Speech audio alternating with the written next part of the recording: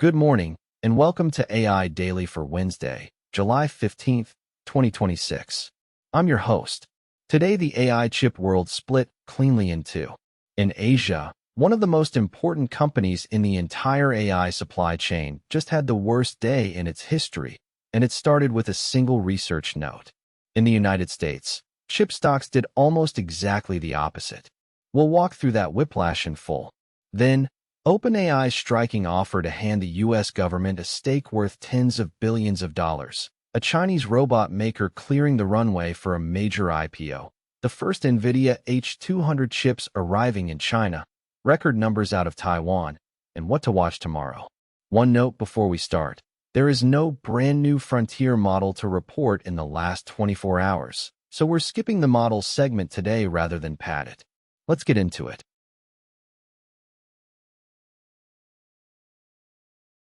Our headline is a market shock out of South Korea.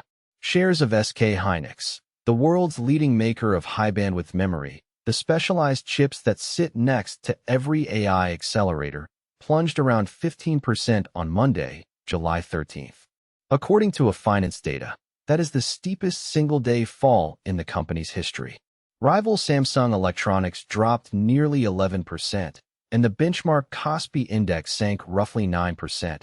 An intraday move large enough to trigger an automatic trading halt. And here is the part that should stop you. The trigger was not an earnings miss or a factory fire. It was a single research note.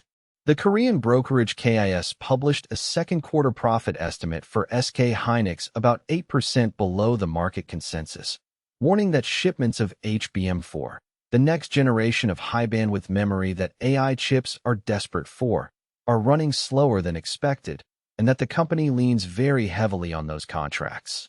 That was enough. After a monster rally this year, traders rushed for the exits, and the selling rippled outward.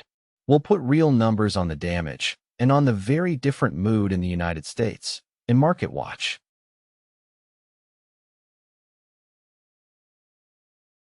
Over in the corporate world, one debate keeps getting louder.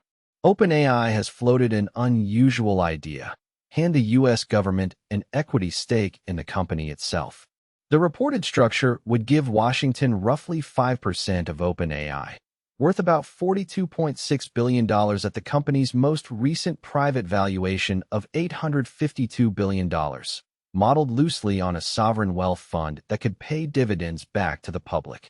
It is still a proposal, not a signed deal, and it would raise thorny questions about a government owning a piece of a company it also regulates. But it has clearly struck a nerve.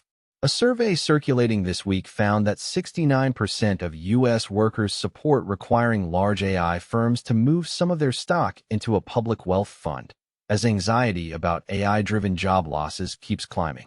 Whatever you think of the mechanics, the fact that a plan to partly nationalize AI upside is being discussed at all tells you how high the stakes have gotten. Staying with companies, and on our China and robotics beat. Unitree Robotics, the Hangzhou-based maker of humanoid and four-legged robots, has cleared the final regulatory hurdle for a major public listing. China's securities regulator approved Unitree's plan to raise about 4.2 billion yuan, or roughly $619 million, on Shanghai Star Market. For context, Unitree reported revenue of about 1.7 billion yuan last year, around $250 million, with a net profit near $41 million. So this is a profitable hardware company, not a cash-burning moonshot. Management says the proceeds will fund robot AI models, new robot bodies, and a smart manufacturing base. The approval is valid for 12 months, which means one of China's best-known robotics names now has a clear window to go public and pour fresh capital into the humanoid race.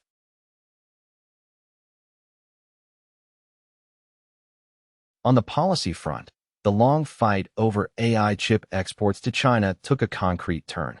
At a U.S. House committee hearing on Tuesday, July 14th, the Commerce Department's Undersecretary for Industry and Security confirmed that the first shipments of Nvidia's H200 chips have actually started reaching China. The important caveat: the volume is tiny so far, described as only a handful of chips arriving in China and Hong Kong.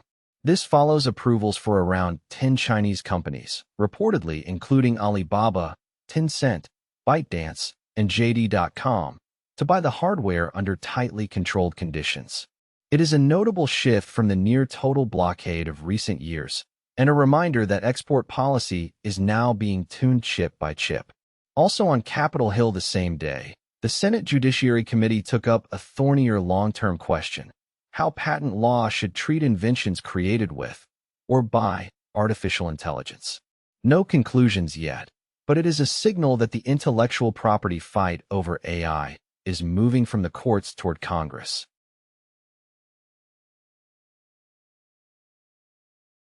Now to the split screen, with real numbers, and the usual reminder that this is context, not investment advice. Start with the pain in Asia. On Monday's close, Samsung Electronics fell about 10.7% and SK Hynix dropped about 15.4% per yfinance, and the memory weakness spread to US-listed names like Micron and Western Digital. But on Tuesday in the United States, the mood flipped. Nvidia closed up about 4% at around $212. AMD gained roughly 2.5%, and Broadcom and Alphabet both rose, helped by cooler-than-expected inflation data and that news of H200 chips heading to China. The clearest red here is that the market is separating memory chips from AI logic and accelerators. Worries about oversupply and pricing in memory did not stop investors from bidding up the companies that design the AI brains. And one more record from the supply chain. Taiwan's TSMC reported June revenue up almost 68% from a year earlier, with first-half revenue up more than 35%, as AI chip demand keeps running hot.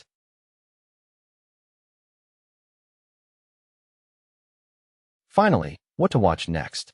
The biggest scheduled event is TSMC's full second-quarter earnings report, expected on Thursday, July 16th, after its monthly numbers were pushed back by a typhoon that closed Taipei's markets. Given the record June revenue, the guidance, and the AI demand commentary on that call will move the whole chip sector, memory names very much included. Then look to Friday, July 17th, a genuinely busy day. Shanghai hosts the opening of its big World AI Conference, a showcase for China's fast-moving model and robotics scene. And Google is widely reported to be lining up the launch of its next flagship, Gemini 3.5 Pro, with a very large context window. And of course, everyone will be watching whether Monday's memory chip panic was a one-day shock or the start of something bigger. That is your briefing for today. Thanks for watching AI Daily. That's AI Daily for July 15th. Quick recap. SK Hynix suffered its worst single-day crash on record on a single bearish note about HBM4 memory. Samsung and the Kospi tumbled with it. Yet U.S. chipmakers rallied as the first H200S reached China. OpenAI is floating a government stake. Unitree cleared its robot IPO, and TSMC posted record June revenue. Every figure today was checked against primary sources, and all stock moves come from yfinance. Nothing here is investment advice. If this briefing saved you time, subscribe so you catch tomorrow's same time every morning. See you then.